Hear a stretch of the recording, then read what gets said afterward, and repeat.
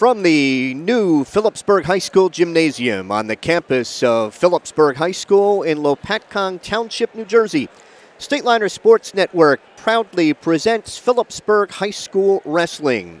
Tonight, the Stateliners play host to the Falcons of Monroe. Good evening, everyone. I'm Mike Moore, and along with Bob Kerp, we'll be bringing you all the hold-by-hold of tonight's matchup. Monroe comes into the match with a dual meet record of 5-0 on the season.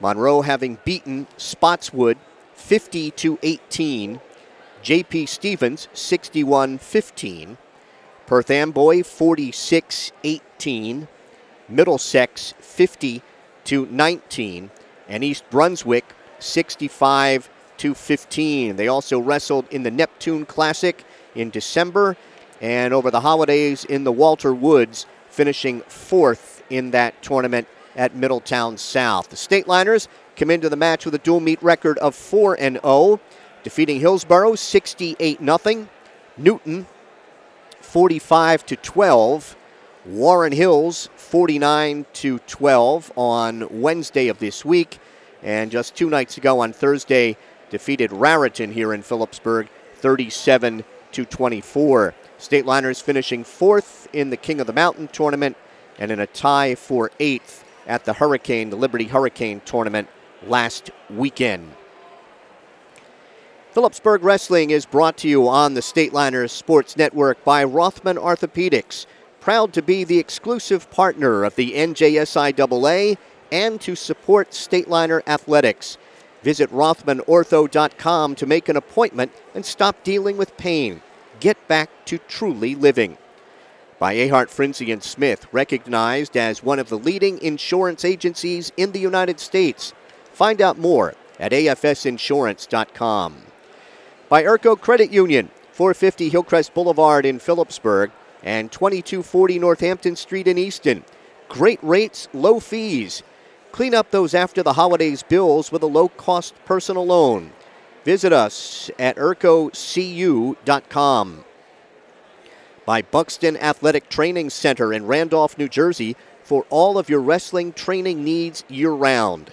World-class coaching and top-notch wrestlers of all ages. Follow them on Instagram at Buxton Athletics and on Facebook at Buxton Athletic Training Center. By the Firth Youth Center, a proud promoter of youth athletics. Find them at www.firthyouthcenter.com.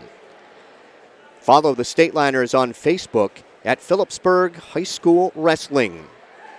By Open Mic, for exclusive coverage of the Stateliners and the entire Hunterd and Warren, Sussex area, follow Mike Weileman's blog at mikeopen.blogspot.com. By Welcome to the Pit, a history of Phillipsburg wrestling is available. Order yours on Amazon today. And follow Phillipsburg Wrestling on Twitter at Peberg HS Wrestling. That's Peberg HS WRESTLIN. Monroe has already finished their warm-ups. Stateliners will be coming out shortly. As again, we have a matchup of two unbeaten teams in this dual meet. The Stateliners knocking off Warren Hills, which was undefeated in duels on Wednesday night, and beat Raritan on Thursday. Raritan only lost to Hunterdon Central, and the Stateliners will be seeing them in a couple of weeks. We will be beginning the match at 113 pounds tonight, and we'll run down the tentative lineups for you. At 113 pounds for Monroe, it'll be senior Ben DeVito, 1-0 on the season, against Phillipsburg sophomore Logan Matsko, 9-5. Stateliners taking the mat right now.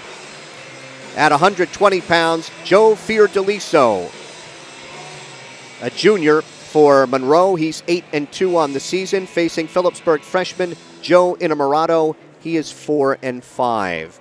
126, Mike Bellardo for Monroe, a senior, 7-2.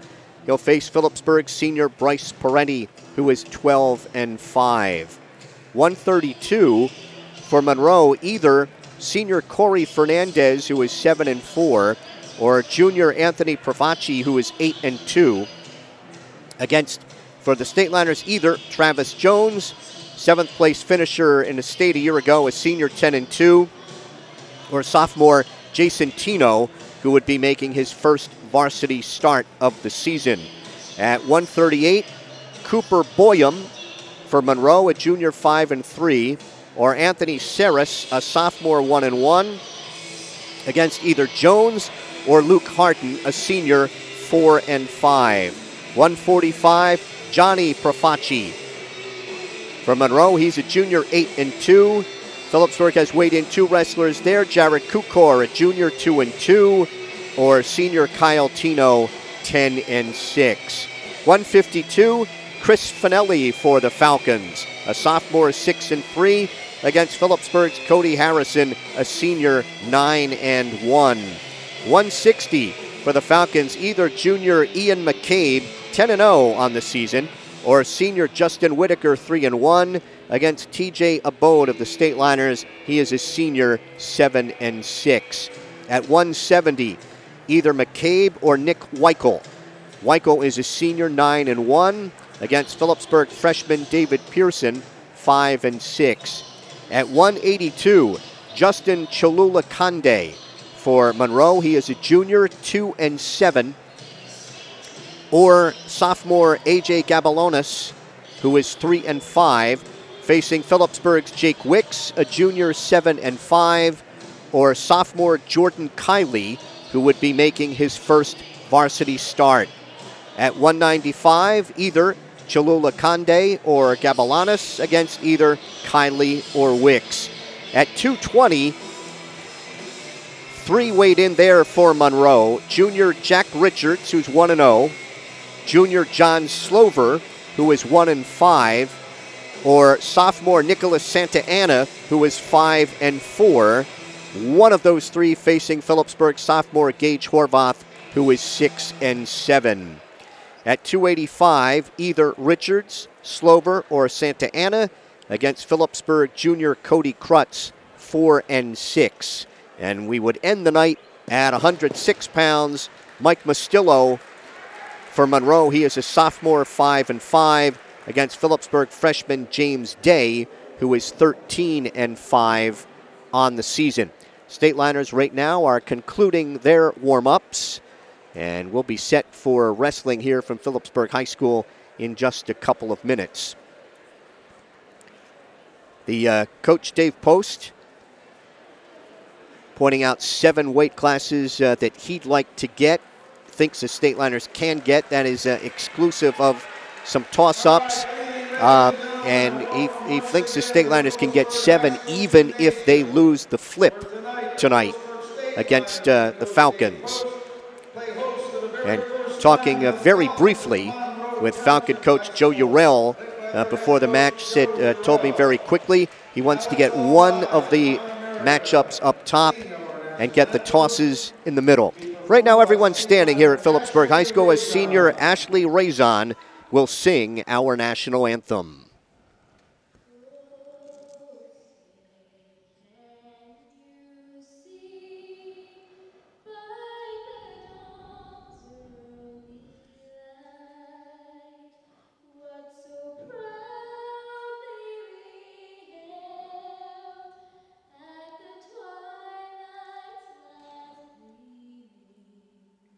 Whose broad stripes and bright stars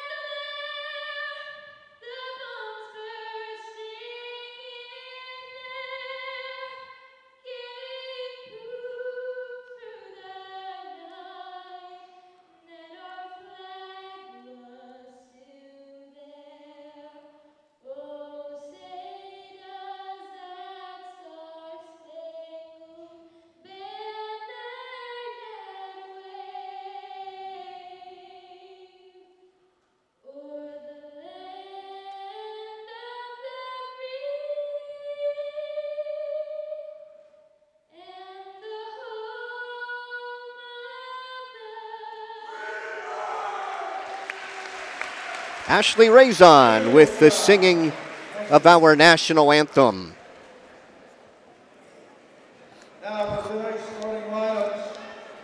Public address announcer Ed Mancinelli about to announce the lineups to the fans in attendance tonight. We will be back here on Wednesday. Stateliners are entertaining Montgomery. On Thursday, we'll be at the pit for Phillipsburg and Kittatinny. And then back here on Saturday for the semifinals and the finals of the Hunterdon Sussex Warren tournament. And a lot of very top individuals in the state will be in action in the Hunterdon Sussex Warren next Saturday. This is the first matchup with Monroe. And the Falcons, second-year coach Urell looking to improve his program and coming into the pit to challenge the Stateliners, Bob. We should compliment our camera crew as well for capturing the event. When you look back at the last match against Raritan, the Roth Burdick bout at 195 had a tussle near the end, and it happened so fast that we were kind of struggling to see exactly how the double leg takedown by Roth ended up with him on his back. And you can watch it on the YouTube feed connected off the website, and you can see how Burdick was able to throw in a whizzer as he was going down, transitions to a lateral drop, ends up in a headlock position. But I mean, the camera coverage is very good, and you can watch it slow on your computer and figure it all out. All under the direction of our supervising broadcast technician, Jared Marchicelli. Nothing but the best. Another good crowd on hand. A couple of scores to pass along to you from earlier today in basketball. Phillipsburg boys lost to Summit 49-41. Girls basketball, Stateliners defeated Wall 56-29. Staying in wrestling, the JVs competed in a JV tournament today at Delaware Valley and came out of that with 9 champions.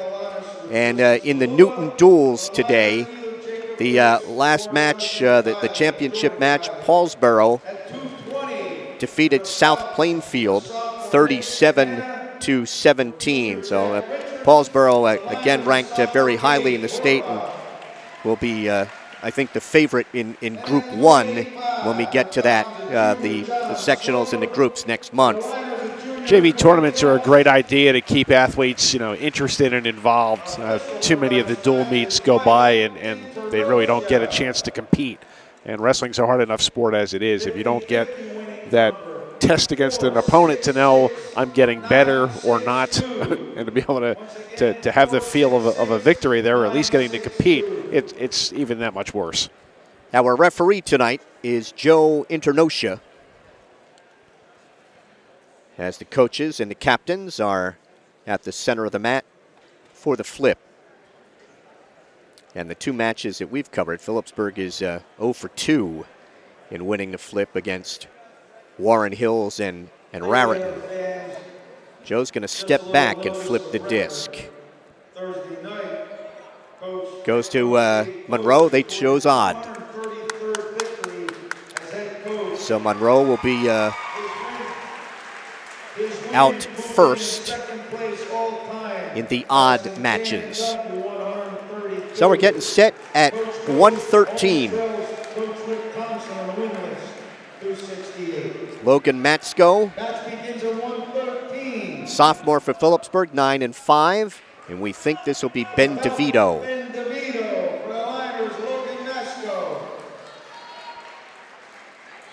They are going to forfeit, I believe. They forfeited to Logan Matsko. So Phillipsburg is out in front quickly, 6-0. This should be Joe Fiordaliso. He is a junior, 8-2. Phillipsburg freshman Joe Innamorato, who is 4-5.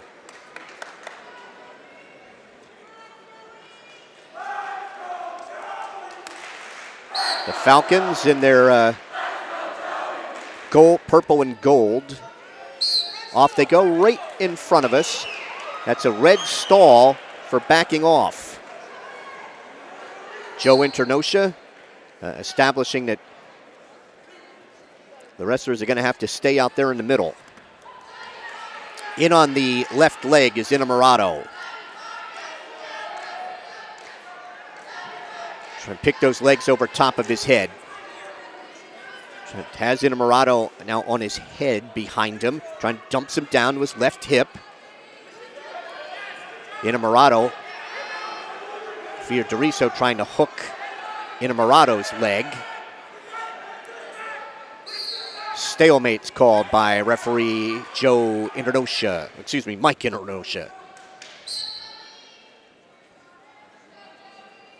So very quickly, 6-0 Stateliners, and we're 45 seconds into our second bout of the night. Both wrestlers weighed in at 122.5. Inamorado is in on the left leg behind the knee. Fiordaliso draped over top. He's got his hands locked behind the left thigh of Inamorado. Keeps that left leg. Picking up that left leg. Fiordaliso trying to hop up and down on the right foot. Still no advantage here. Fiordaliso hooks Inamorado, trying to hook Inamorado's left leg and hip up and over. And there he's got the takedown. Fiordaliso has the takedown. He leads Inamorado 2-0. Looking for a cross-face cradle. Final 20 seconds here of the first. That Fiordaliso leads 2-0.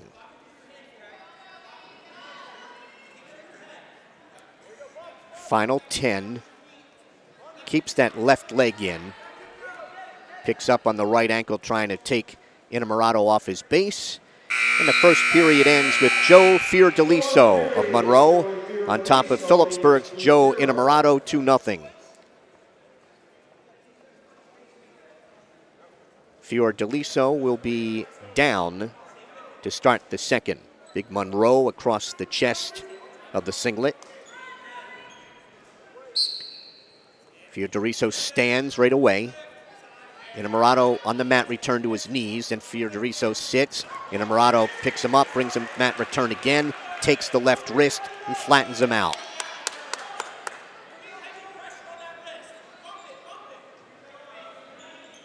Trying to turn, and Fiordaliso coming off the bottom, trying to reverse here as he sits.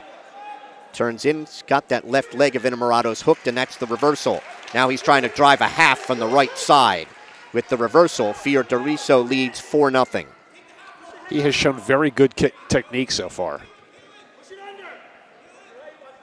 He's a defending District 20 champion. They are Monroe moving to District 24 this year. Champion District 20 last year, finished 4th in the region. Fiordaliso was 29-13 last year. There's a stalemate called. And when Inamorado was in on the single leg, Fiordaliso did not back off. He climbed up on top of Inamorado to get the takedown. He's a runner-up this year in both the Neptune and Walter Woods tournaments. Takes Inamorado's left wrist. Inamorado stands. Now going to try and kick out. And Fiordaliso goes to a tackle and maintains control. Ahead 4-0. On a first period takedown, second period reversal. He's trying to lock up a cross-face cradle again. Trying to take the left elbow back to the knee.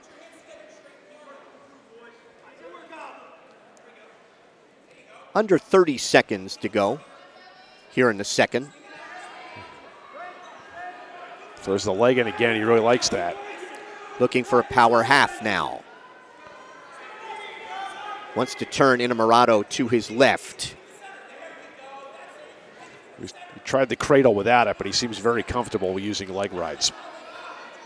Final 5 seconds here in the second. He takes Inamorado's right wrist, loses it.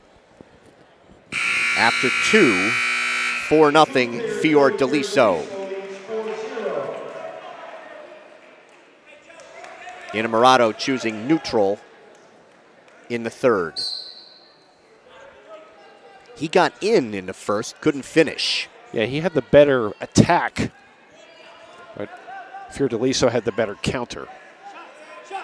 Right in front of our Stateliner Sports Network camera, on the edge of the mat here is Fiordaliso circles.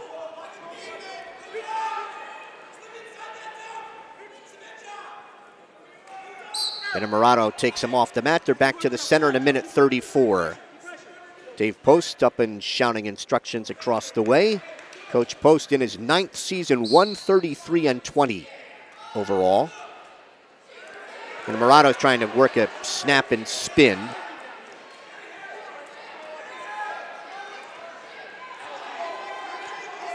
He's trying to spin around Inamorado's right, and we have a bloody nose. Blood coming from the nose of Joe Fiordaliso. As Inamorado was on top there, Coach Post was looking for a cement job attempt. Draped over. Yeah, Fiordaliso's got good technique. He's used the legs well in riding. And climbing up on top of Inamorado on the first takedown attempt on the single leg was a good counter that ended up getting him the takedown. Phillipsburg trainer Dwayne Bryda out there to work to stop the bloody nose of Joe Fiordaliso.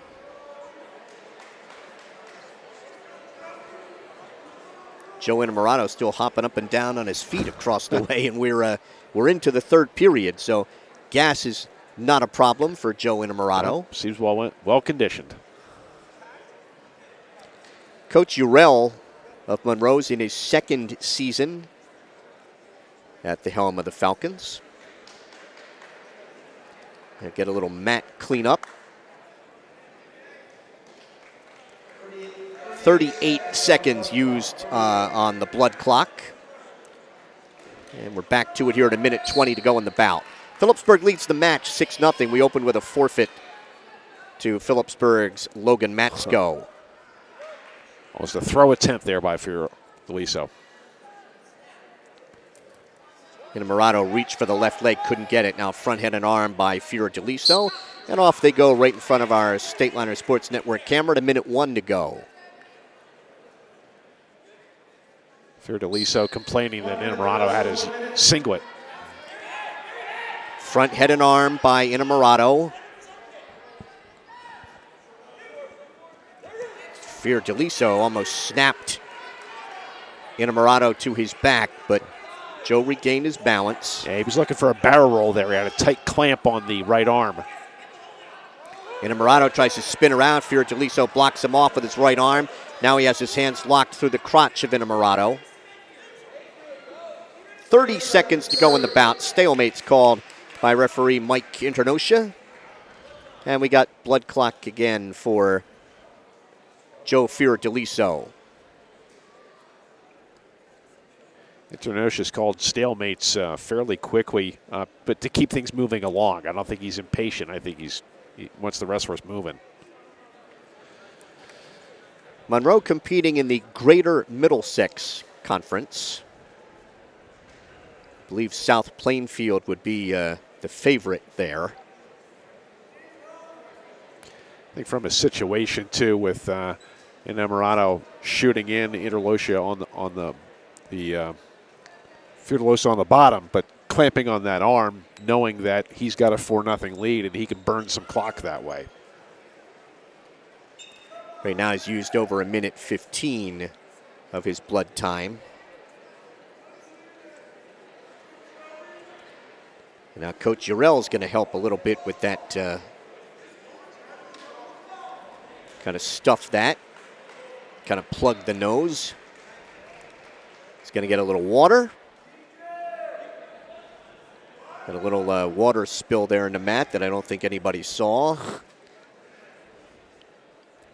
Okay, back to 29 seconds to go in the bout. Fiordaliso is in on the right leg of Inamorado. Inamorado draped over top, picking up on the right ankle. Fiordaliso dumps Inamorado down to his hip. Inamorado staying locked to the crotch. Inamorado has his leg hooked by Fiordaliso. He's got his third takedown, and he leads 6-0. And that will be the final here at 120. So a regular decision for Joe Fiordaliso of Monroe at 120. We are through 2. It is Phillipsburg 6 and Monroe 3. Bryce Perenni for Phillipsburg at 126. And Mike Bellardo for Monroe. Bellardo is a senior, 7-2. Parenti is a senior, 12-5.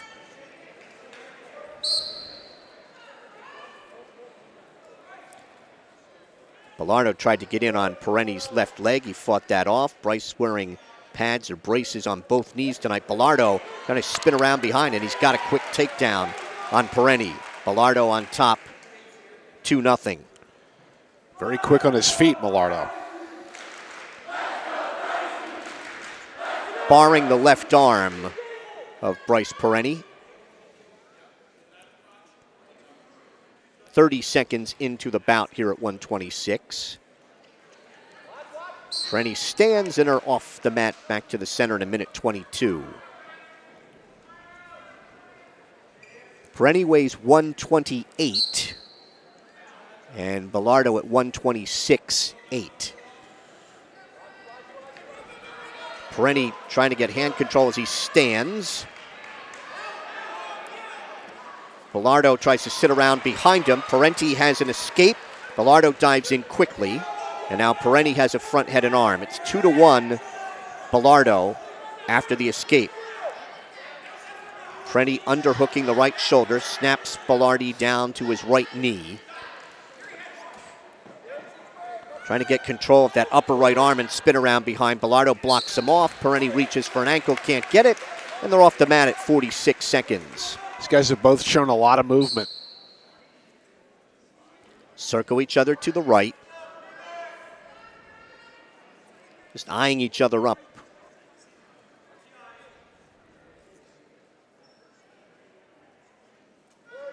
.30 seconds to go in the first. Bellardo looking for a bear hug.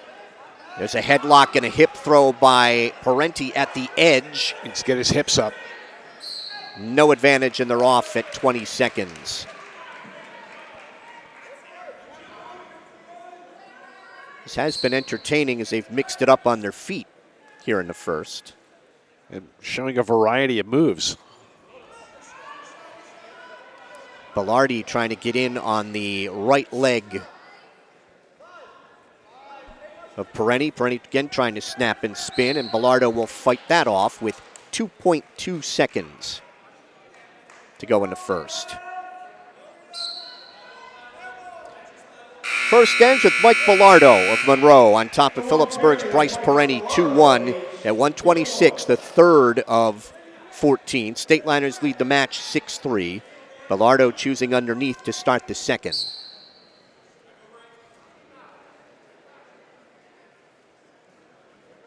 Parenti with the claw on the left shoulder. Bellardo stands. Parenti trying to throw that left leg in. Lost the leg. Stalling warning on Parenti. Parenti's looking for a spladle.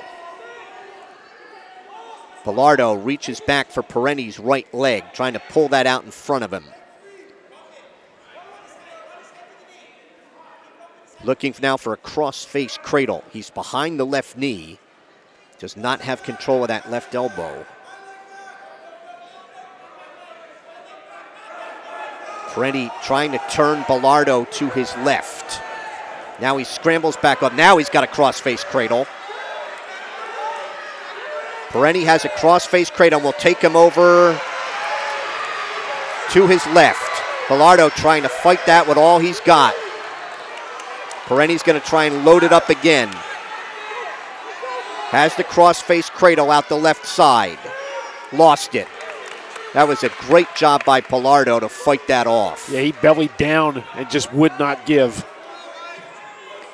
I mean, Parenti had him off balance but could not pull him all the way over. Remember a drill years ago when you have that cradle, you're going to stand on your head and pivot over, but it's a high-risk move.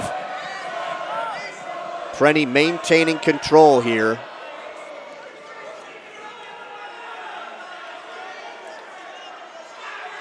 Trying to turn Bilardo to his left. Drives it now from out the right side. Bilardo trying to stand.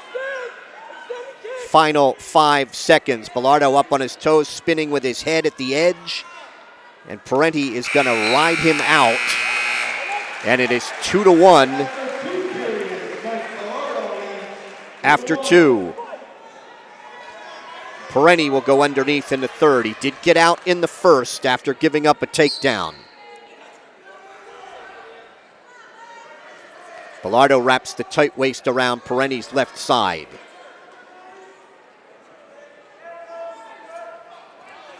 Parenti up to his feet, tearing at the hands. Phillipsburg fans want stalling. There's the mat return. At the edge of the mat, Parenti wants to sit out and turn in. There's the turn, reaches back for the head, and they're off the mat with Bilardo still in control. Minute and a half to go in the bout. That's what I'm going to watch again. That was a good tussle. Wraps that tight waist around Parenti's left side. Parenti wants to pick that off if he can. Stands, he's out. So the bout's tied at 2. We're on their feet with 1:20 to go. The only takedown belongs to Bilardo. Wrestlers circling each other to the right. 1 minute to go in regulation.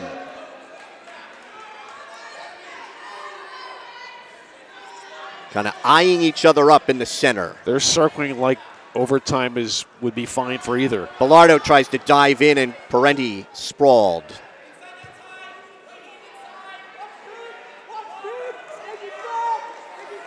Backing up near the edge. Parenti dives in. Bilardo got off balance. Can Parenti pull him back in with that right leg? Locks his hands behind that left knee. Can he pull him back in? Under 30 seconds to go in regulation. Parenti reaches up for the head.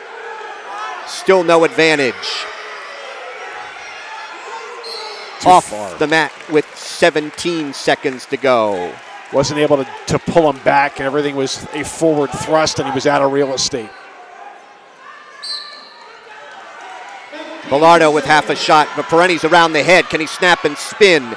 Goes for a throw. He may miss it, and Bilardo may get a takedown out of this. 6 seconds to go. He got the takedown.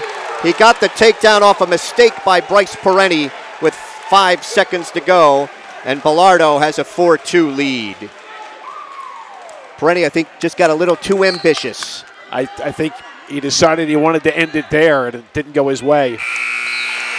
4-2 decision for Mike Bilardo at 126. We are through 3, and the match is tied at 6.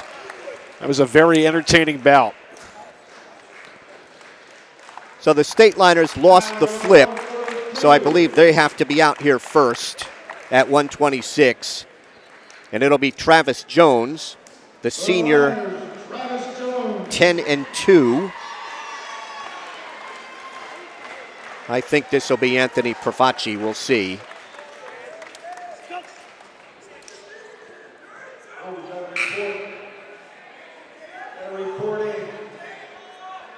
Coming over to the scorer's table to check in, we'll find out who this is. For the Falcons, Anthony Yep, Pravacci. Anthony Pravacci, a junior, 8-2. Coach Dave Post anticipated that they would try to keep Corey Fernandez away from Jones. Jones is in. There's a takedown. He leads 2-0. Trying to stack up. There's Pravacci bridging. Jones wants to try and stack him up. Has the leg split.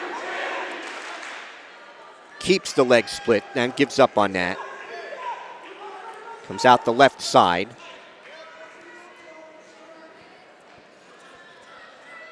Reaching for a cross-face cradle. got too far out in front. Still has pressure on the head of Profaci.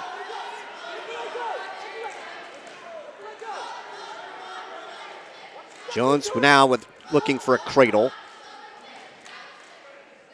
Gives up on that. Now he wants a cross-face cradle. Has the left elbow. Trying to take that back to the left knee. 45 seconds to go here in the first. Jones on top, 2-0 match, tied at 6. He has a cross-face cradle, and he will take Profaci over to his left. Looking in is referee Mike Internosha. Profaci trying to bridge. Jones way out the left side, breaks the cradle, 3 back points for Jones. And he leads 5-0.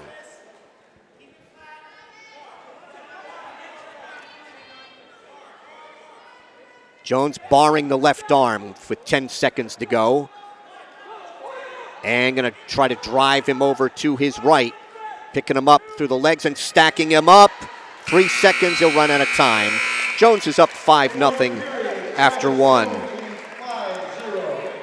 Travis Jones, a defending district and regional champion, 7th in the state a year ago. Runner-up in both the King of the Mountain tournament and the Hurricane tournament this year. He's underneath to start the second. Jones with a Peterson. Profaci trying to keep the legs in, wants to sink the right leg in on Jones. Jones is trying to come out the back door. Profaci keeps that left leg in. Jones reaching back for the leg. Jones reaches back for the head. Near a reversal. Jones trying to cross-face him. Profaci still has a hand and a wrist locked behind Jones' left knee. Jones wants to pick him up, hook the left leg. Back out, get that right leg out of there. Minute 5 to wrestle here in the second. Profaci's just hanging on there, hoping for a stalemate, because otherwise Jones is out. He's got the reversal. 7-0. Jones wants to try and turn him to his left. He still has Jones's leg. Now he reached back. Yeah, that was going to be a mistake. Still has Jones's left leg. Spent most of this, we spent a minute and a half of this period. Now Jones got the leg out. He has a cradle. And he has Profaci on his back. Referee Internosha looking in. Jones trying to get, and the fall.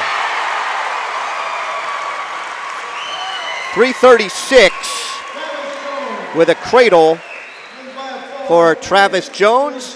We are through 4. It is Phillipsburg 12 and Monroe 6. Stateliners have a forfeit and a fall. 2 regular decisions for Monroe. Okay, Luke Harden out on the mat for Phillipsburg at 138. The senior is 4-5, and we think this will be Corey. Corey Fernandez.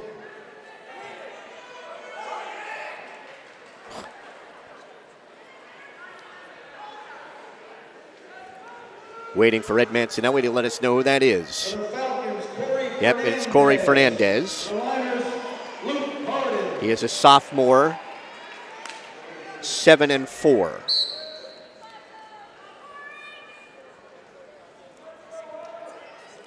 And Harden just got a poke in the eye. Harden weighs 140.5. Fernandez 133.3.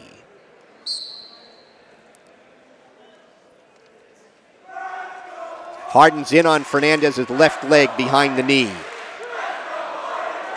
Lost the leg. Now trying to get in on that left leg again. Picks that leg up. Trying to pull that leg through. Lost it a second time. And they break apart.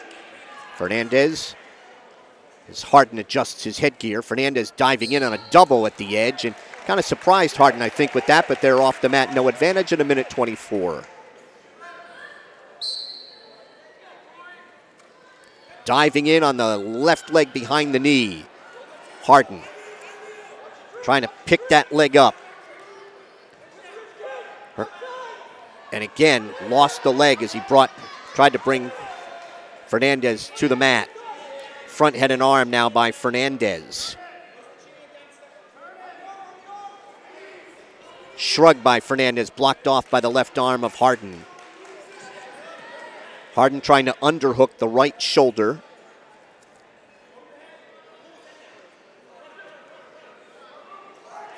No advantage, they break apart. 45 seconds to go in a scoreless first. And again, Harden a little late to react to that shot. And he tries a lateral drop at the edge, but no advantage. That was a beautiful counter. As Fernandez tried to get in quick, Harden just dumped him. That ought to wake you up.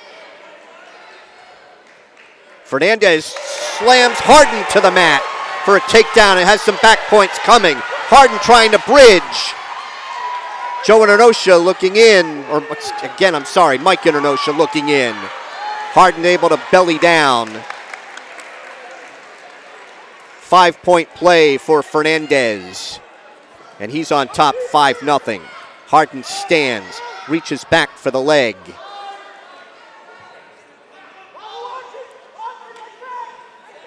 And the first period will end with Fernandez on top. 5-0. Fernandez is aggressive on his feet and skilled. Harden got in on a single at least once, if not twice, but had trouble finishing with it. Harden underneath to start the second. Fernandez picking up on the right ankle to maintain control.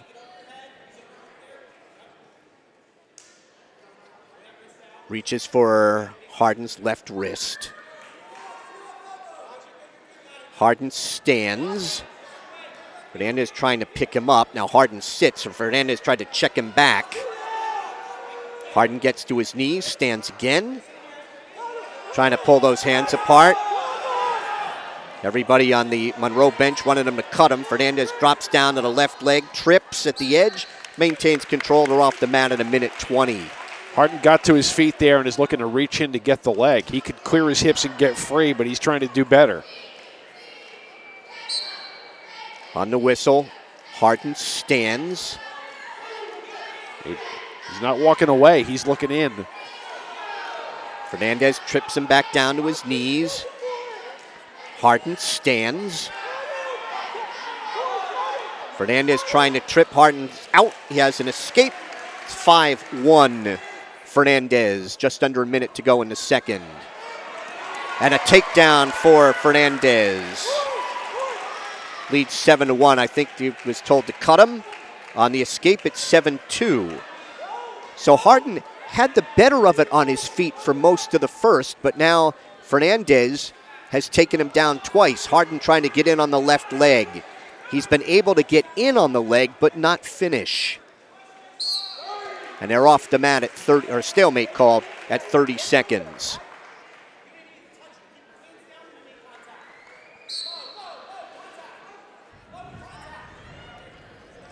Fernandez taps at the forehead of Harden. 20 seconds to go here in the second. He's in on the left leg. Can't pick the leg up again. Now trying to lock hands through the crotch. Can't do it. Back up on their feet. Fernandez looking for an inside trip. And after two, Fernandez leads 7-2. Fernandez's choice in the third. He's going to go underneath. Fernandez uses his legs on his feet very well. Stateliners lead the match 12-6. We're at 138, or the fifth of 14. There's an escape for Fernandez. And he leads 8-2 and has a takedown. And leads 10-2. Has the left leg trapped. He's going to cut Harden. Escape, it's 10-3. Sometimes Harden has been slow to react to some shots. Fernandez is quick and he's got a good first step penetration, and he keeps coming.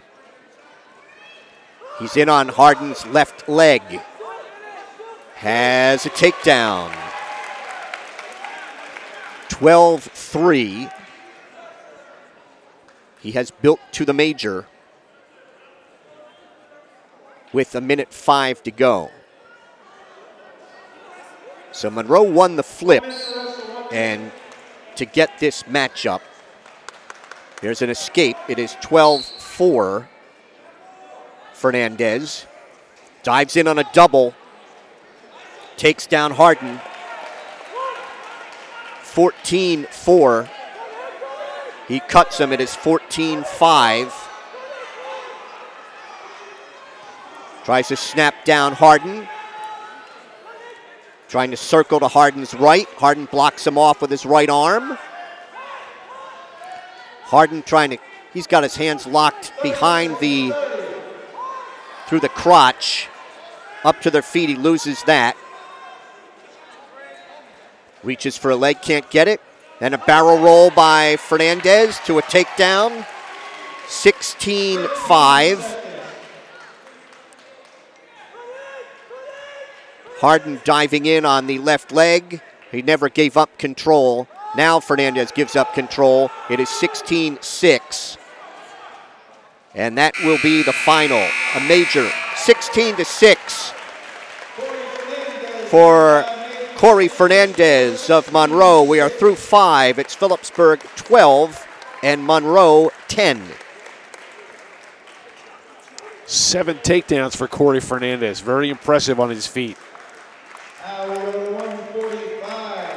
145. This is Kyle Tino for Phillipsburg, the senior. Tino is 10-6. I believe this is Johnny Profaci. He is the brother of Anthony. He is a junior, 8-2.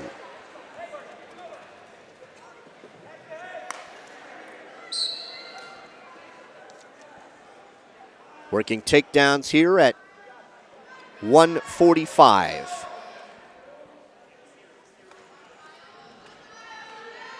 Tino looked at a Russian tie and are off the mat across the way, 14 seconds in. Tino weighed in at 145, Profaci at 147. Profaci dives in for Tino's right leg, can't get it. And Tino penetrates. Profaci's tried to spin away from him. Tino has the right leg and has a takedown. Tino's on top, 2-0.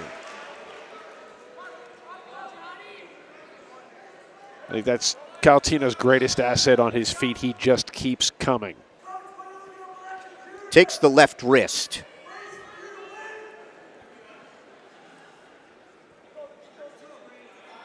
Trying to bar the left arm.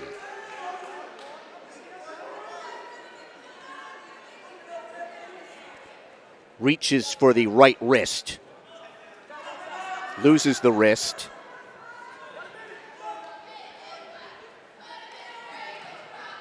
Keeps his weight high on the back of Profaci. Now Profaci is able to come out.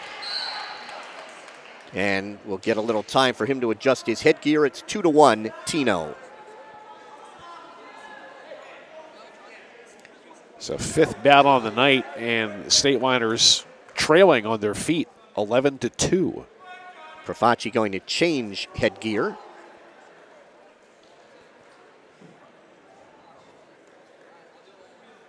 This one's not fitting. Yeah.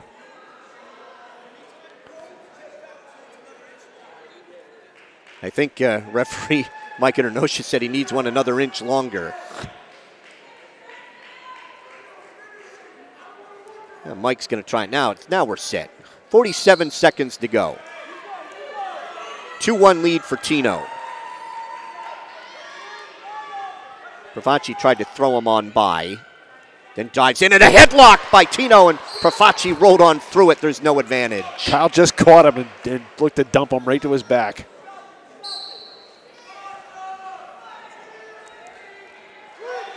Profaci getting in on a leg of Tino. Now picks him up and takes him down. Pravacci takes down Tino and leads 3-2. Escape for Tino, and we are tied at 3. Tino's in on the left leg, trying to pull him back on with under 10 seconds to go. Pravacci hopping up and down on the left foot. Tino trips, has the left leg. Can he get to the right? He got the takedown. Mike Inonosha says he got the takedown, and it is 5-3 Tino after 2. That was very close, and Coach Mike Urell does not like that call. And Mike Inonosha says, yes, he got it. It's emotion to him, my call.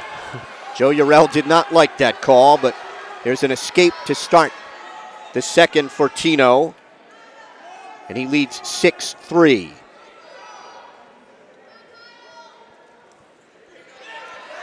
Picks up Pravacci and dumps him down. Tino has a takedown and leads 8-3 in the second. I think we have a couple of strong 145-pounders trying to claw the left shoulder and take Pravacci over. He lost the claw. Yeah, Pravacci's no slouch. I mean, the takedown he got on Tino was forceful. But that is, if anything, inspired Kyle. Tino trying to bar the left arm.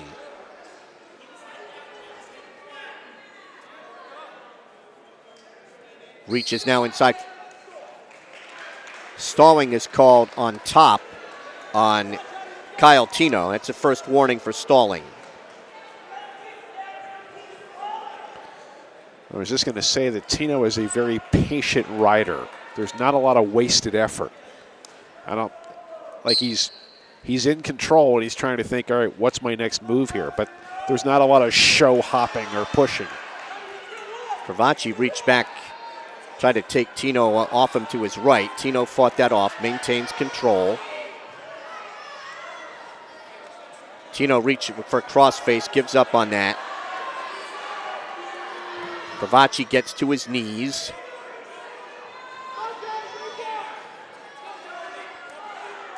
Tino trapping that left leg, riding out the left side here. As Bob said, he's in control here on top.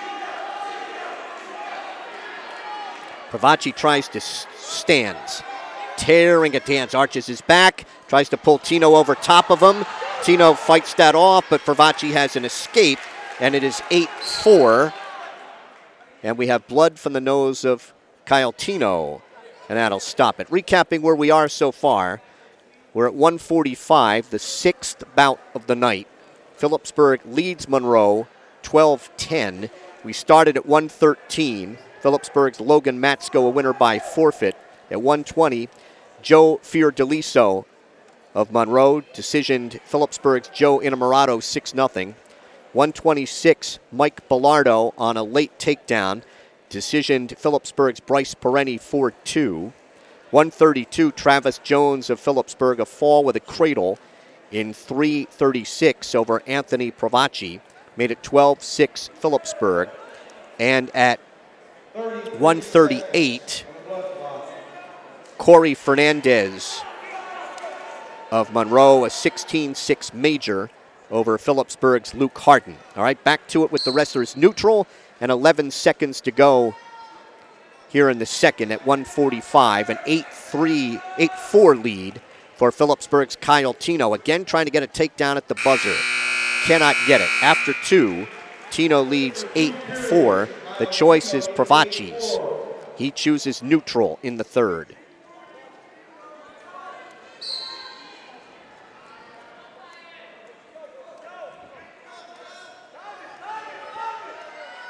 Pravacci has a takedown, 2 escapes.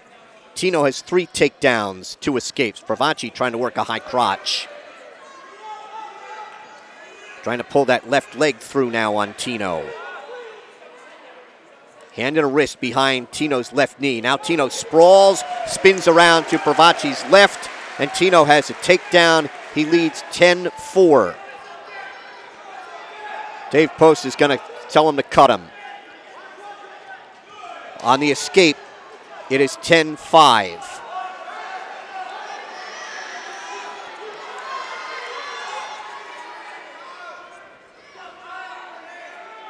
Tino countered that last. Tino with a headlock. Pravacci trying to roll on through. He's got the takedown. 2 count, 3 count, 4. Fall. Tino got the fall with a headlock in 5:03. We are through 6. It is Phillipsburg 18 and Monroe 10. That was impressive. Essentially the same move twice because he did that on a Pravacci takedown attempt before and put him to his back, but he ran out of space. When they adjusted, they are Cody Harrison for Phillipsburg at 152. I didn't know what Mike Irenosha was doing when he looked like he kind of stuck his hand in from over top their shoulders. I don't know if he was looking for room in the shoulders in the mat, but the fall call kind of took me by surprise. Yeah.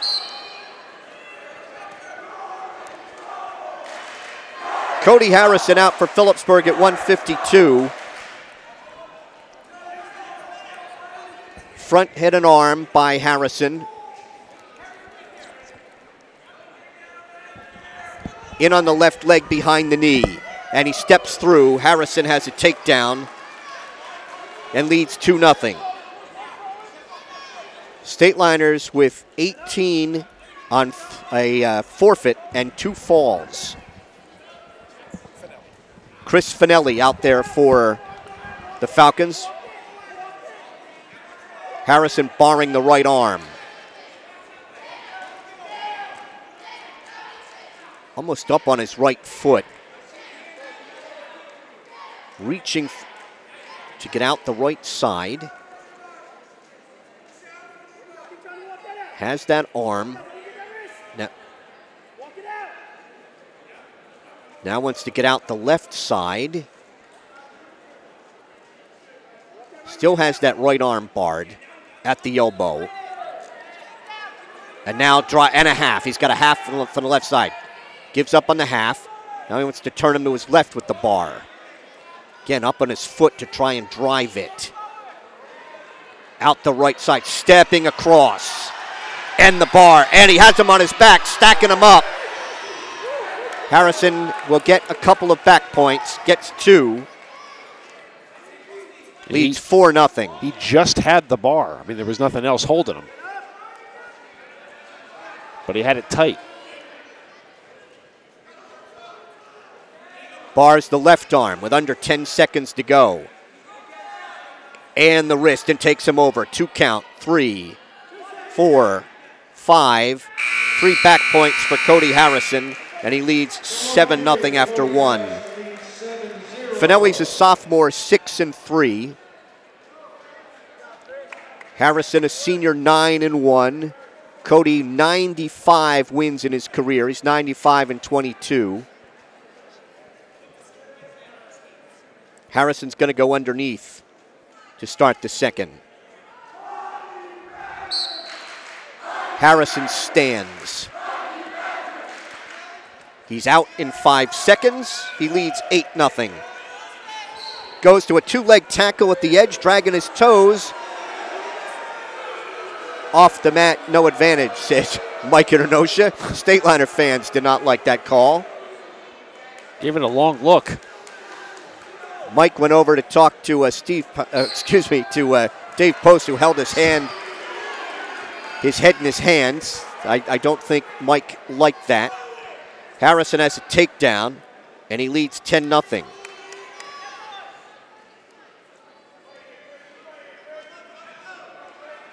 Harrison takes the right wrist, 30 seconds into the second. Finelli had the choice, Mike, and deferred. And Coach Post looked to Harrison and said, like, whatever you want. Harrison taking the left wrist. Stateliner fans want stalling called on Finelli. Bars the left arm. And the claw on the left shoulder. And takes him over to his left. 2 count, 3. Now he wants a half and a right, gives up on it. 2 back points. It is 12-0 for Harrison.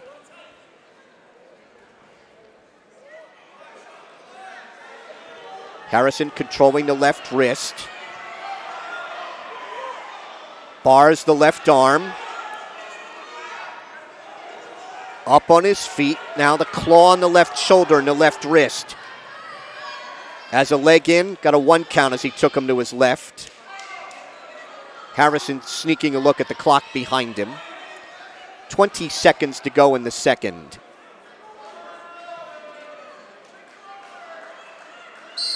Stalemate's called at 12 seconds. Stateliners ahead 18-10. This is the 7th of 14 at 152. And Cody Harrison top ranked in the state, according to NJ.com, in command here at 152.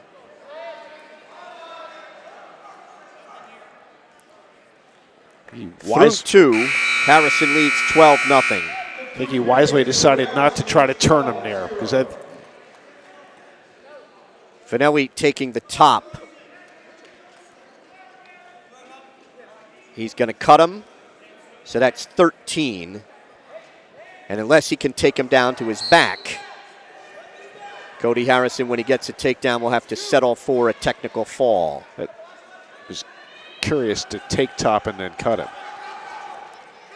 There's a cement job by Harrison, and he has him on his back with the cement job. Looking at his Mike Inonosha, and he gets the fall in 5:18. Well, that was the first cement job attempt by Harrison, and he made it good. We are through 7. It is Phillipsburg 24 and Monroe 10.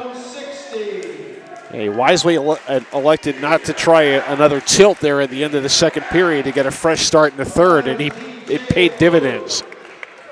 TJ Abode out for Phillipsburg at 160. He's a senior, 7-6.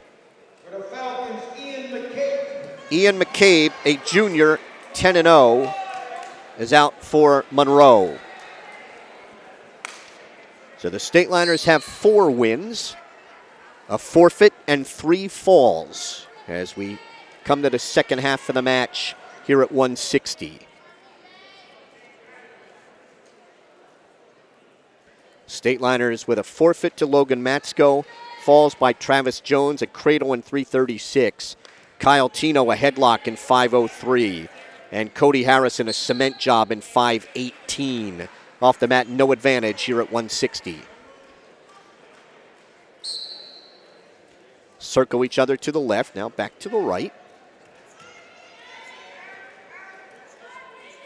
Bode around the head. McCabe dives in on the left leg, and they're off the mat.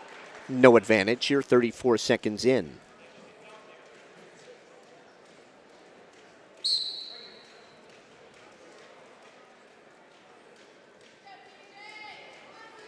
And wrestlers circling. One of the points of emphasis this year is that tapping at the head, tapping in the face. And I noticed they have, in the 3 matches that we've done, Bob, they have gotten away from doing that. Yeah, I haven't seen a lot. Bode was looking for a cement job. Right in front of our Stateliner Sports Network camera. At the edge of the mat. And they are off, no advantage. McCabe weighed in at 157 and Abode at 154.9.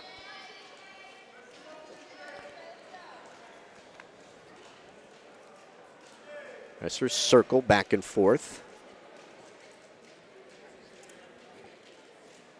Back here Wednesday, Phillipsburg, Montgomery, 6:50.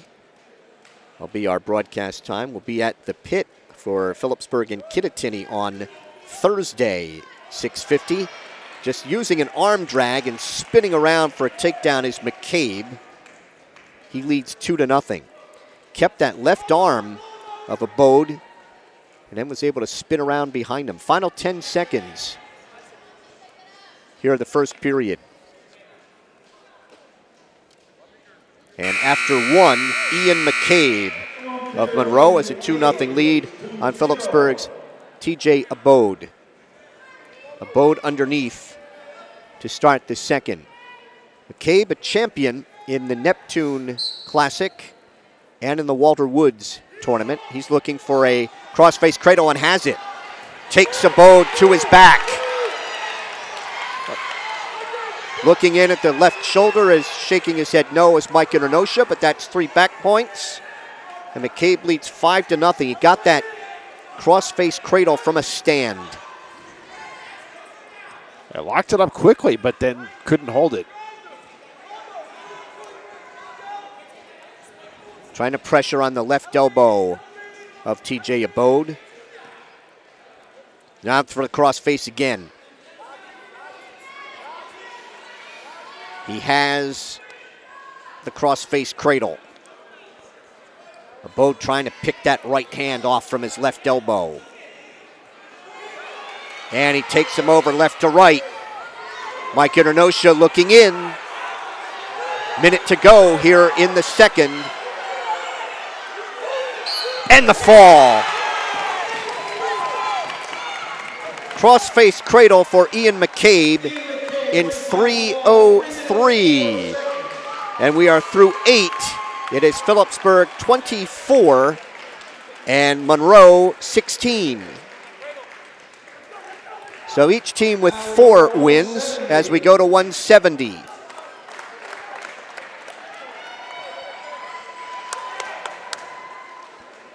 This will be David Pearson, the freshman for Phillipsburg, 5 and 6. For the Falcons, Justin Whitaker. And Justin Whitaker moving up from 160.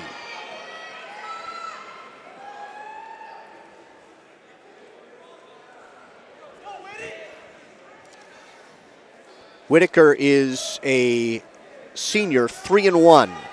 In on the left leg of Pearson. Has Pearson in a sitting position at the edge, off no advantage.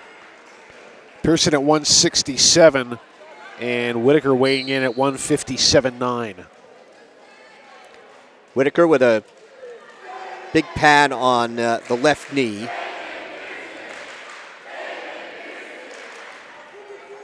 Stateliners with an 8-point lead in the match. 6 bouts remaining. Looking for a power shrug was Whitaker. Now a front head and arm on Pearson.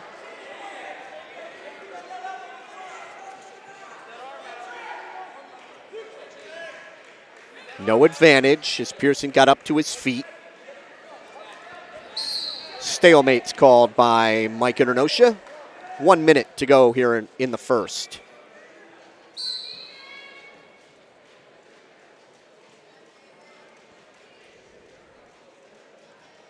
Wrestlers tie up. Pearson was looking for that power shrug. Despite giving 10 pounds here, Whitaker appears to be the stronger wrestler.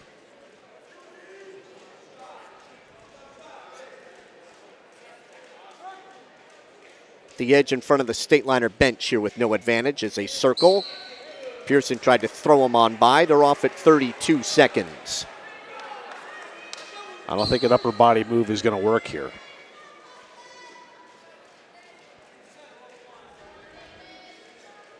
It was Whitaker wanted the power shrug and reaches for a left leg and can't get it.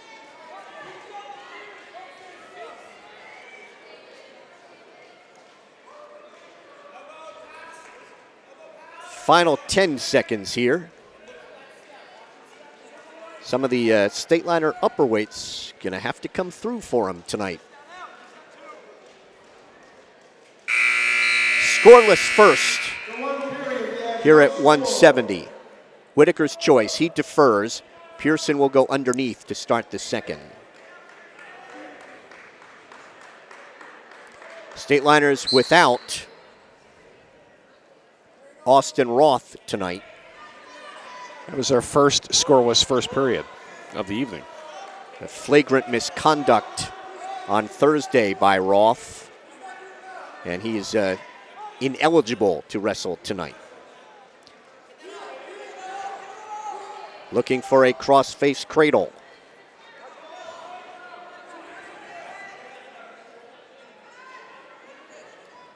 30 seconds into the second. Whitaker been able to ride, but so far not turn Phillipsburg's David Pearson. Looking for that crossface behind the right knee.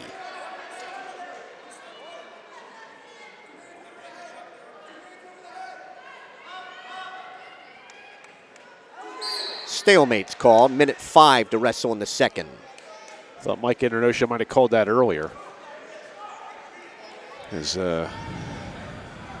Whitaker was riding parallel. Whitaker wants that crossface again as Pearson stands. Pearson is out. As he escaped, just under a minute to go in the second, he leads 1-0. It was a good effort by David to get to his feet and peel off.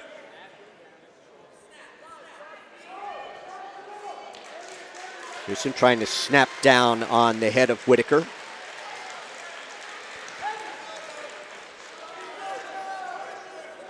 Loses control of that right wrist.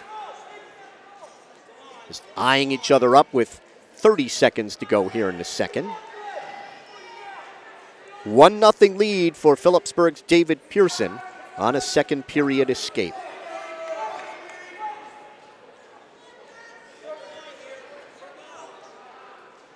At the edge, they circle back in and a shot by Whitaker, and are off the mat at 11 seconds. Going to be Whitaker's choice in the third. I think Pearson be better off with a leg shot here, but he just doesn't seem comfortable. Second period ends, 1-0 Pearson. Whitaker's going to go underneath in the third. Whitaker set. And now Pearson. Whitaker tries to stand right away. Pearson goes to that claw on the left shoulder and takes the left wrist.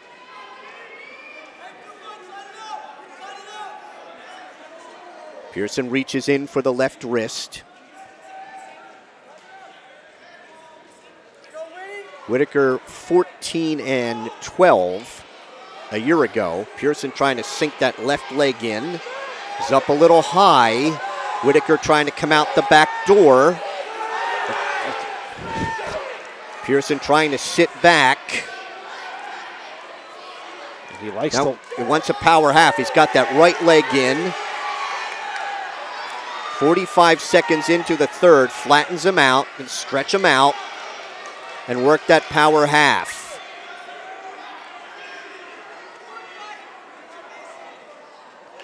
Reaches in for the left wrist. Keeps the pressure on the head with the right arm. Under a minute to go in the bout that Pearson leads 1-0. Stalemate is called. 54 seconds. Whitaker was able to stand very quickly when this period started, but Pearson brought him back down. Pearson likes the leg ride, and he's fairly effective with it. He got high once. Whitaker stands, arches his back. Pearson able to spin around, maintain control. Whitaker a little shaken up as they go off the rest, totally off the wrestling surface, because Pearson, well, all he could do was spin around behind him. And we're going to get a little injury time for Justin Whitaker. Now they never did start the injury clock. Dave Post is on the mat talking to his wrestler, David Pearson. Coach Joe Urell was over talking to his wrestler. Whitaker's ready. Pearson with just under 50 seconds. Pearson could not get that right leg in. Whitaker sits. Whitaker rolls. Pearson stays with him. They're off at 41 seconds.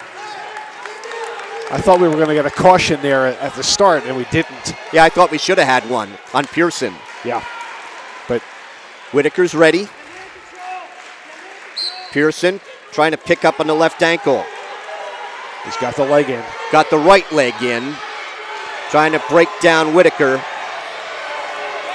Flattens him out. 30 seconds to go in regulation. Pearson leading 1-0. takes the right wrist. 20 seconds to go. Trying to work a stalemate's called right as he broke that power half. Phillipsburg fans don't like that call. 14 seconds to go. Understandably. Yep, that was quick. Whitaker trying. Pearson gets the legs in. Flattens him out. 5 seconds to go.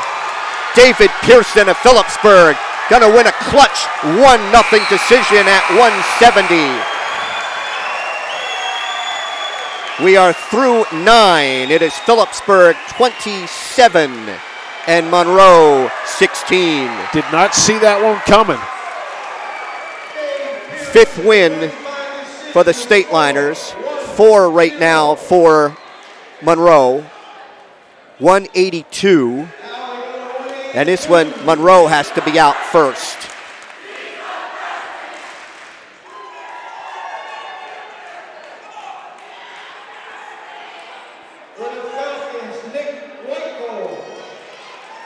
This is Weichel, who had weighed in at 170.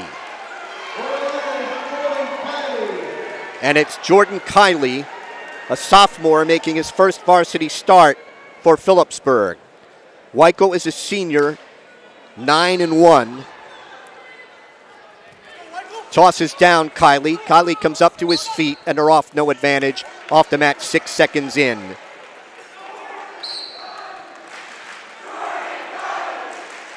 Stateliner student section yelling for Kiley as Weichel has a cradle, and he has takedown as Kiley on his back. Kiley trying to fight off his back, turns into his left, and Weichel's going to plant him again. Kiley manages to belly down. That's a 5-point play for Weichel, and it is 5-0. Kiley at 178, Weichel weighing in at 169. Head in the side. Kiley has 2 hands on the right wrist of Weichel, so he can't lock up anything. Tried to pick him up and stack him up. Takes the left wrist on Kiley. Kiley up on his feet, and he's out. It is 5-1. 50 seconds to go here in the first. Weichel looking for that cradle again. Has a cradle and has Kiley on his back. Kiley bridged off. That will be a 4-point play. It is 9-1.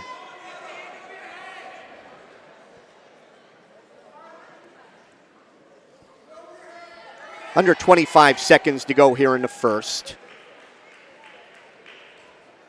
Keeping 2 hands on that right wrist so he can't lock up anything with 17 seconds to go.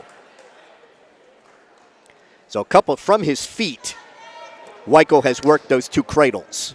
Yeah, he's very aggressive and going for everything, not just a takedown.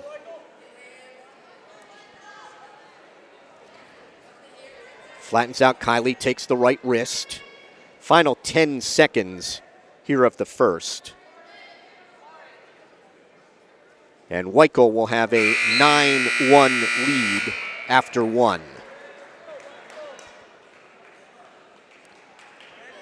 Kiley defers. Weichel's going to go underneath.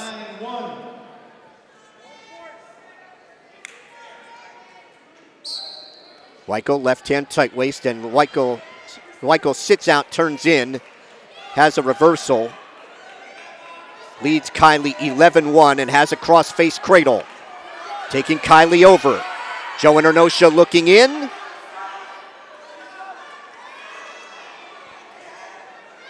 Kiley trying to keep that right shoulder off the mat. And the fall. 225 with a cross-face for Weichel. We are through 10. It's Phillipsburg 27. And Monroe, 22. Monroe has now won 5. Phillipsburg has won 5. This will be Jake Wicks for Phillipsburg. At 195, the junior is 7-5.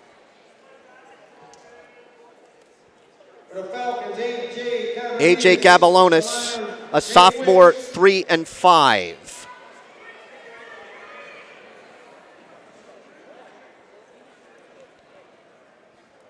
And we're going to get a little mat cleanup right in the center.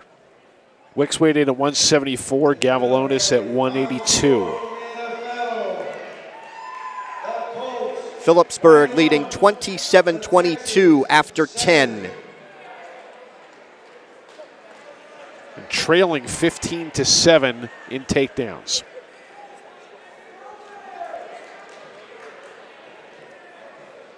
Now, 7 of those, of course, got racked up in one particular bout by Fernandez. All right, Gabalonis and Wicks. 4 bouts to go. Stateliners with a 5-point lead.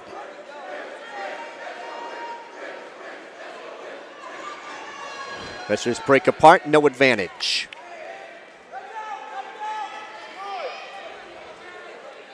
Wicks is the son of 2-time state champ Jamie Wicks of Delaware Valley.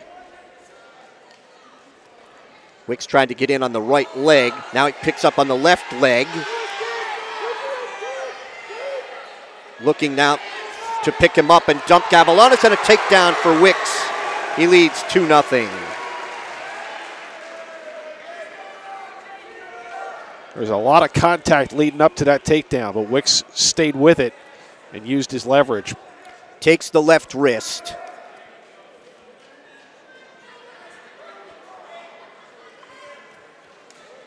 Breaks down Gabalonis.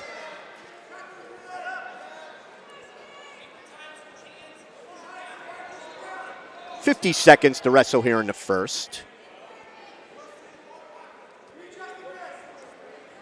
Gabalonis finished 6th in the Walter Woods tournament. Pretty flat on the mat. Stalemate's called at 33 seconds. I heard referee Internosha saying, you got to improve. And Wicks is gone, I can't. He looked a little frustrated, Jacob. Gabalonis is ready. He's the taller of the two. Tries to stand. Wicks underhooks the left shoulder, tried to check him back. Has that left arm barred. It's a sit on top of that. Loses that bar.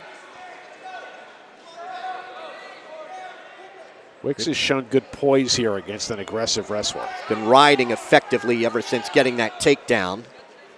Takes Gabalonis' left wrist. And the first period will end with Phillipsburg's Jake Wicks on top 2-0. Choice is Gabalonis's. He'll go underneath to start the second. He signaled that he wanted to go neutral, but the coaching staff had other ideas. Monroe's Central Jersey Group 5. Stateliners North 2 Group 4. So Wicks rides out the left side. Granby roll, and Wicks maintains control. Jake was not surprised by that, positioned himself well. Could kind of feel it coming. Takes the left wrist.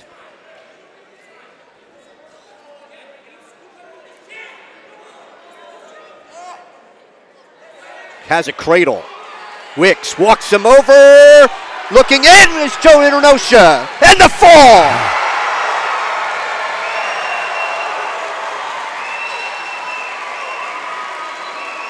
In 2:39.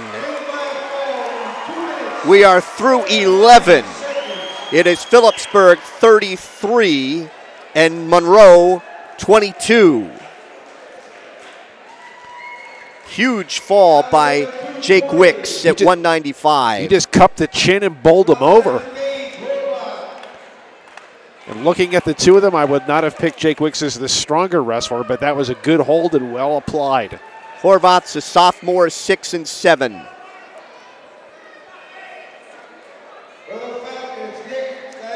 Nick Santa Anna He is a sophomore, 5'4". Santa Ana weighs 199. Horvath weighs 203. Horvath has a takedown. Up. Mike Internosha says no. No advantage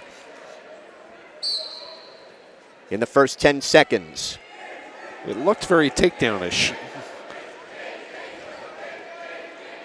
Stateliners have 5 falls and a regular decision. Monroe has, that's 4 falls and a forfeit. Monroe has 2 falls, a major, 2 regular decisions. Horvath looking for a bear hug. Headlock. Headlock, and Horvath is on his back. Trying to get Horvath's left shoulder to the mat is Santa Ana. He circled Horvath back in. A lot of time left as he picks up on that arm. And the fall in 59 seconds for Santa Ana with a headlock. We are through 12. It's Phillipsburg 33 and Monroe 28.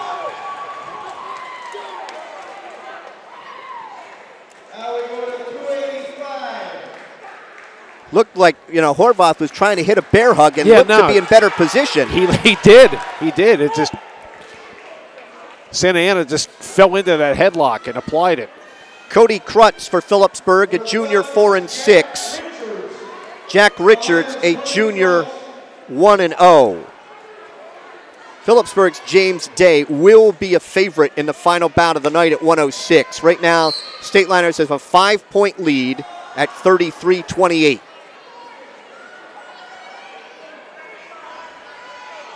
Krutz has got a 22-pound advantage here.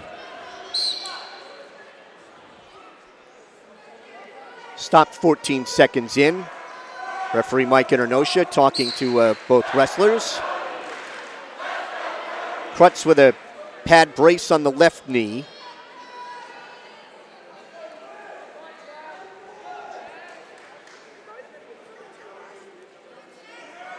Front head and arm by Krutz. Reaches around for the right leg, trying to get a cradle. Krutz has a takedown. Krutz leads 2-0.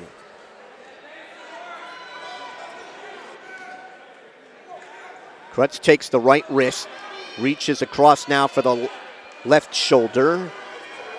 He wants a cradle. 1 minute gone here in the first. Krutz in front, 2-0.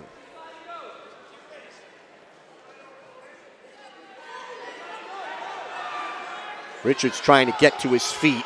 Krutz maintains control, flattens him out, picks that right arm, pulling that all the way across the body, walking it out in front. Krutz trying to turn Richards to his right as he pulled that arm across the body. Under 30 seconds to wrestle here in the first. Krutz was both leaning on him and trying to pull him over at the same time. Wants a power half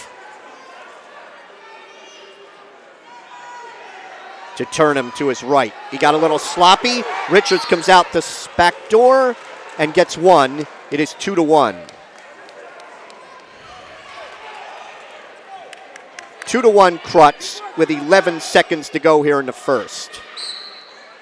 Cody got a little sloppy trying to work for that fall. He's trying to snap down Richards. I think he had the power half, but he didn't have a leg with it. 2-1 Krutz after 1. The choice. And Richards going to go underneath to start the second. Richards is set. Krutz riding out the left side, flattens him out. Again, takes that right arm all the way across the body and wants to walk it around.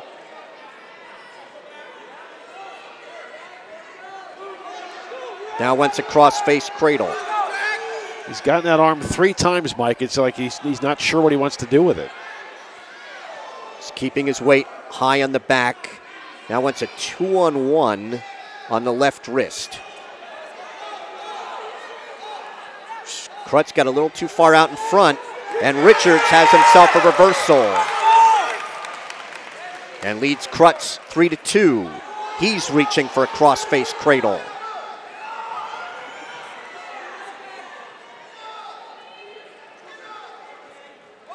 Crutz trying to get control of his left wrist so he can't lock up anything.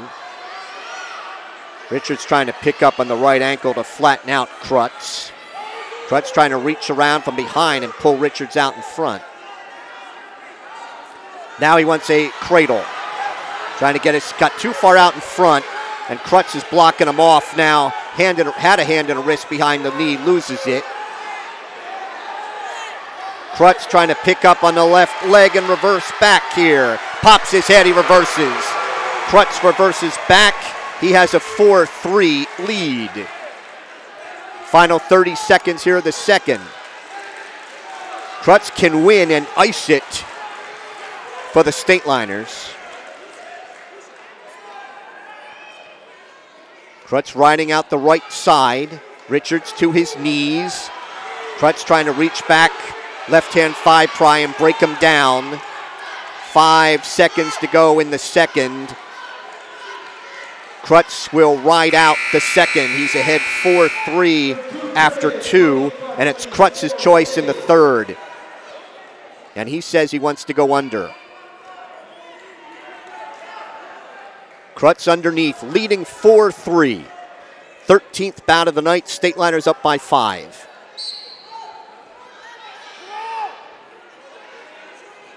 Crutz to get wrist control. Richards wants that cross-face cradle. Richards has a cross-face cradle. Crutz trying to reach up for the head of Richards. He seemed to be in position, just didn't apply it. Richards trying to take the right wrist, now trying to lock up that cross-face again. Out the left side with the cross-face cradle. Crutz trying to pop out of that. And Crutz is spinning around behind and a reversal. And Crutz leads 6-3. So Richards had the cross-face cradle but could not turn Crutz. And Crutz popped out of it and has a reversal. It's been a bit of a wild one. Crutz flattens him out. I think he's better off being conservative here up top. 1 minute to go. Yeah, he doesn't have to work for a fall here. He needs to win. Trapping that left wrist behind the back of Richards. Crutz way out in front. Front head and arm. 40 seconds to go in the bout. Richards has an escape at 6-4. Crutz does not have any stalling warnings. Richards dives in and gets a takedown to take him off the mat with under 30 seconds to go. And we are tied at 6.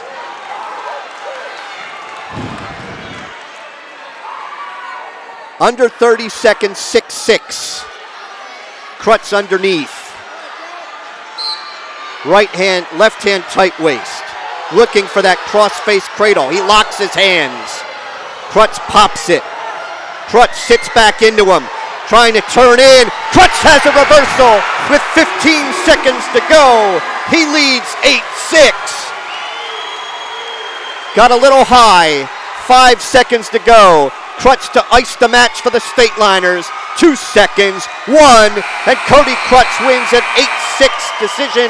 The Stateliners have an insurmountable 36-28 lead. 3 reversals for Cody Crutz being the difference maker. Phillipsburg has won 7. 106 pounds. James Day for the Stateliners. He is a freshman, 13-5. Facing sophomore Mike Mastillo. He is 5-5. Day weighs 108.5. Mastillo 102.5.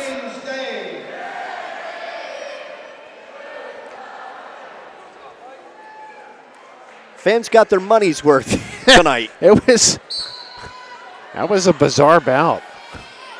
Day's in on the right leg of Mastillo. Trying to spin around, hooks the right leg of Mastillo, has a takedown, and Day leads 2-0. Day picks up on that far ankle.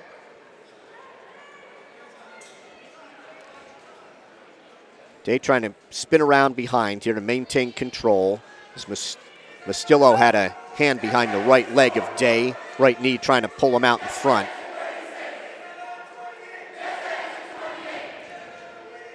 Day trying to pick up on the left ankle and flatten out Mastillo.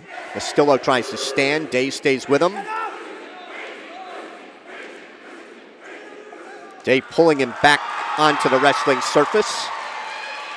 Reaching for that crossface. Mastillo, 2 hands on the right wrist of Day. Stalemate's called by referee Mike Ernanosha with 58 seconds to go here in the first.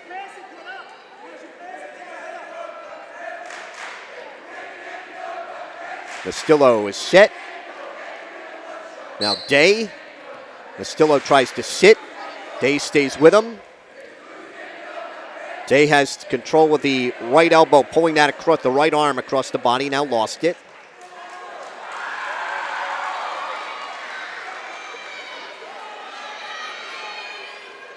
Reaching for that, claws the left shoulder.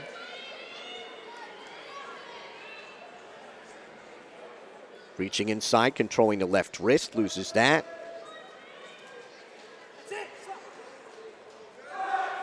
Right hand thigh pry, picks up now on the near ankle to flatten out Mastillo. Under 20 seconds to go here in the first. Day with a first period takedown and a 2-0 lead. He's been riding Mike Mastillo of Monroe, but not able to turn him.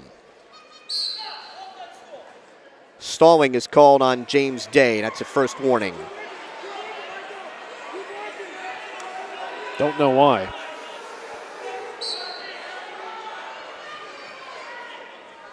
First period ends with Day on top, 2-0. I did hear that that Mike Ernanosha does not like to be questioned.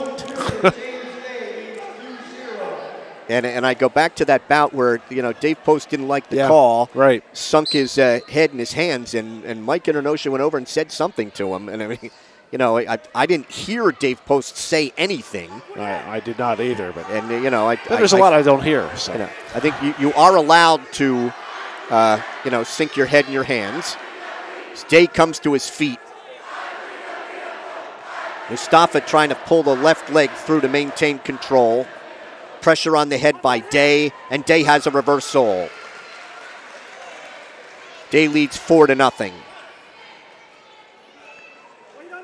And Dave Post says cut him. It is 4-1.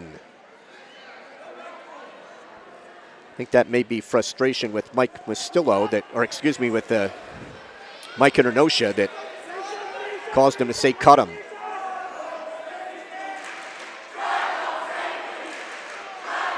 Day trying to turn Mastillo over, and does. So head 6-1 with back points coming. He has a cradle, and he has him on his, able to roll on through. Roll back to his stomach. Day's going to try and turn him again. 2 back points. (8-1) for Day.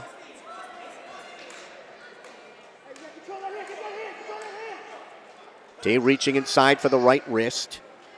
He is going to cut him with 30 seconds to go. It is 8-2 in the second.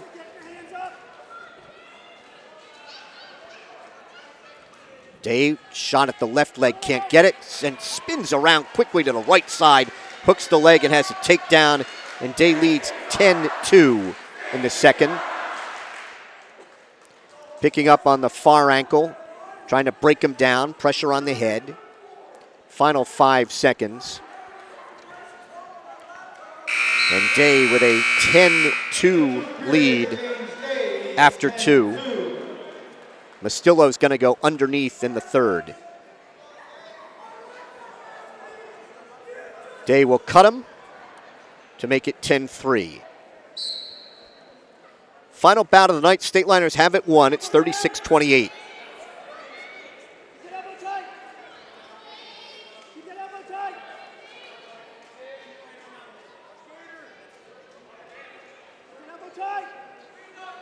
Day trying to underhook the shoulder and make a shrug. Kept the right wrist. Snaps him down. Mastillo trying to block off with his right arm. Day reaching over top for the left ankle. Trying to pick off the wrist from behind his left thigh. Picks that off. Now Mustafa locks his hand to wrist behind Day's right knee. Day trying to pick him up, stack him up. There's an escape. And it's 12-4. 12-4 in favor of Day. 1 minute to go in the bout.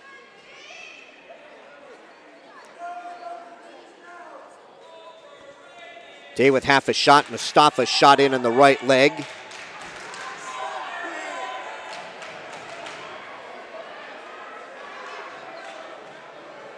Day picks up on the left ankle. It has a takedown. Day leads 14-4. Wants a cross-face cradle. Has the left elbow. Takes that back to the knee. Takes Mastillo over. Looking in, and a fall with a cross-face cradle. In 5:40 for James Day. The final score, Phillipsburg 42 and Monroe 28. Stateliners with 6 falls and/or forfeits, 2 regular decisions. Monroe with 3 falls, a major, and 2 regular decisions. Stateliners go to 5-0 on the dual meet season, and Monroe falls to 5-1. Our Stateliner Wrestling, a service of Rothman Orthopedics, proud to be the exclusive partner of the NJSIAA and to support Stateliner Athletics. Visit RothmanOrtho.com to make an appointment and stop dealing with pain. Get back to truly living. By Ahart, Frinzi & Smith, recognized as one of the leading insurance agencies in the United States. Find out more at AFSinsurance.com. By Urco Credit Union, 450 Hillcrest Boulevard in Phillipsburg, and 2240 Northampton Street in Easton. Great rates, low fees. Clean up those after the holidays bills with a low-cost personal loan. Visit us at urcocu.com. By Buxton Athletic Training Center in Randolph, New Jersey, for all your wrestling training needs year-round. World-class coaching and top-notch wrestlers of all ages. Follow them on Instagram at Buxton Athletics and on Facebook at Buxton Athletic Training Center. By the Firth Youth Center, a proud promoter of youth athletics. Find them at www.firthyouthcenter.com. Follow the Stateliners on Facebook at Phillipsburg HS Wrestling.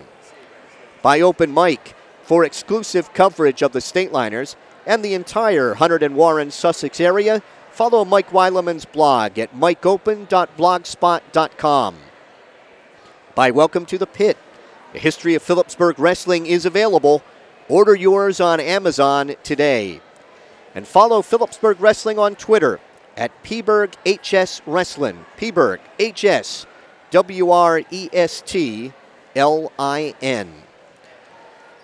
So the Stateliners tested tonight by Monroe, but come away with a 42-28 win here at the Phillipsburg High School gym. We began the night at 1:13, where Monroe forfeited to Phillipsburg's Logan Matsko.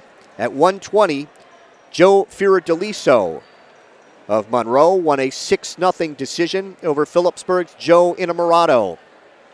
1:26, Mike Bellardo, a late third period takedown for Monroe. Decision Phillipsburg's Bryce Perenni 4-2. 1:32, Travis Jones of Phillipsburg, a fall with a cradle in 3 minutes and 36 seconds over Anthony Pravacci. At 1:38, Corey Fernandez of Monroe won a 16-6 major decision over the Stateliners' Luke Harden. 1:45, Kyle Tino of the Stateliners, a fall with a headlock in 5:03 over Johnny Pravacci. That gave Phillipsburg an 18-10 lead that they boosted to 24-10 when Cody Harrison got a fall with a cement job in 5:18 over Chris Finelli. Harrison was winning 13-0 and neutral at the time and took Finelli down to his back and got the fall. Midway point, it was Phillipsburg 24 and Monroe 10. 160, Ian McCabe of Monroe, a fall with a cross-face cradle in 3 minutes and 3 seconds over Phillipsburg's TJ Abode. That cut it to 24-16.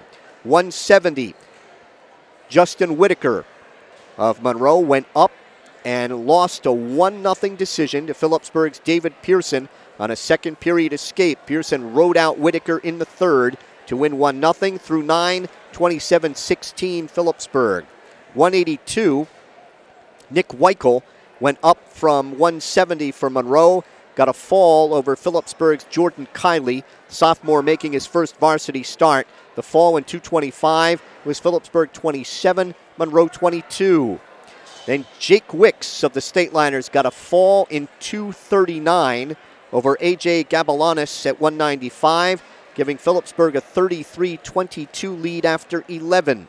220, Nicholas Santa Anna, a fall with a headlock in 59 seconds over the Stateliners' Gage Horvath, cut it to 33-28 with 2 bouts to go. Cody Krutz with 2 reversals in the bout and a pair of takedowns, an 8-6 decision over Jack Richards of Monroe to clinch it, giving Phillipsburg a 36-28 lead after 13. And then in the final bout of the night, James Day of the Stateliners ahead 14-4 over Mike Mastillo at 106, got a fall with a cross-face cradle in 5:40. The final, Phillipsburg 42 and Monroe 28. Stateliners with 6 falls and/or forfeits, 2 regular decisions, 3 falls, a major, and 2 regular decisions for Monroe. And Stateliner coach Dave Post coming over to join us, and crowd got their money's worth tonight, and you might have 1 or 2 gray hairs up there tonight. Yeah, I got a couple, I think. We wrestled great on the front side of things. On our end, in the matches where we won, we scored a lot of bonus points. But we gave them up on the backside. Part of the thing is, you put yourself in a situation. We saw this when, we had, some of our top guys when Paetzel was injured those couple years. When we have guys out of our lineup that are dinged up and you can take advantage of on a bump. And we kind of figured when they weighed in McCabe at 60 that they were going to try to run away. I think I told that to you before the match. We actually negated it, though. We won a huge match at 170. What a great that right there. He won that by all the effort, all the work he's put in all those tournaments in the preseason. He wrestled so smart. I mean, a 1-0 match in a huge spot for the dual meet on the line. Couldn't be more happy for Pearson there. And then, we negated it with Wicks's match as well. So we kind of negated it, but then we gave him back. We let him. That's what we told the guys in the locker room. We just kind of let him, gave him opportunities to stay in the match, and we didn't really have to do that. We shouldn't have been up top there. You don't need to mix up our body. When we have good leg attacks, we shouldn't be messing around up there. They get kind of greedy, and that's part of the thing. That's why we score so many bonus points. But we tell them the sign of a good team is that when we don't wrestle our best, we can still pull out wins. We put 42 on the board. We just gave up a little bit more than we would have liked. Yeah, because you had six falls, yeah. and a forfeit. 5 falls and a forfeit. Yeah, and then the fall at 45 was monumental. I mean, that's a good opponent. He has a good record coming into the match. He's a guy that's wrestled varsity for them before in the past. So that was huge for Kyle, and that kind of got us rolling. We thought we were in the driver's seat then at that point. I told you that we thought we could get 32 and 38 if we got the flip. We didn't get the flip. I think it's the first time in my coaching career that we've been home and not red. Obviously, red comes up, and but guys got it done. So, and Cody Harrison leading 13-0 to get a fall has to take the guy to his back and cement job and gets it. Yeah, and that's a credit to, those guys know how important, like we say, like, you know, the difference between 5 and 6 could be huge. It could be the whole dual meet. And, yeah, he wasn't just wasn't going to be denied. That's not a maneuver where he's usually comfortable. That's something that Brian used to do a lot. And those guys worked out, you know, thousands of hours over the last couple years. So, you know, it's nice to see him pull something out of his repertoire that I've never seen him do in a dual meet, but he knew he needed the 6, not the 5. So, you know, those little details, you know, when you look at the score, you're like, the 1 point doesn't matter, but it will at one point in time. Yeah, I mean, you just never know when that, you know, when it's going to come up. Sure. So the guys, you know, you're inexperienced in the upper weights, and the important thing, you know, as you mentioned, they kicked up where they thought they had the advantage, and you come through with a couple of big wins with Pearson and Wicks. 70 and 95 there were great. I mean, you know, when they make that move, they're thinking they're going to get the advantage at those weights, and no, Pearson just, I mean, again, it's another one where, you know, he knows how to win matches. You know, he's very seasoned, even though he's only a freshman. He's been in that position a lot, and just to not put himself in danger, and you know, you got to restart there. I'm not really sure why you get a restart with. We were working really hard on top, but then again, he doesn't get, you know, out of his element. You know, he found a way to get the boots back in and rode him out. Good win, and now you know, another 2 matches in a tournament coming next week. Yeah. So we'll get a you know, Wednesday match that it'll be nice so we can, you know, kind of get some guys some rest and stuff like that. It'll be great to be in the pit. Then on Thursday we get Austin back. Then that would be nice, and you know, and then we're in the Hunter Warren back home. And then we get some really big dual meets, and that's what we told them. You know, we getting those bonus points the way we did tonight, that's going to help us in those big dual meets, but we certainly can't give them up. When we get to that stretch, we've got to be really stingy. Congratulations. We'll see you next Wednesday. Great. Thank you very much. Coach Dave Post, win number 134 in his career against 20 defeats. Phillipsburg now 497, 63-1 against New Jersey since 1979-80.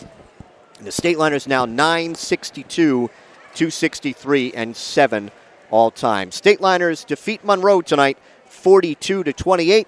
Thanks to our supervising broadcast technician, Jared Marchicelli, production assistant, Jake Kosa, and Dylan Renner. For Bob Kerp, I'm Mike Moore. We'll see you Wednesday on the Stateliner Sports Network. Have a great night.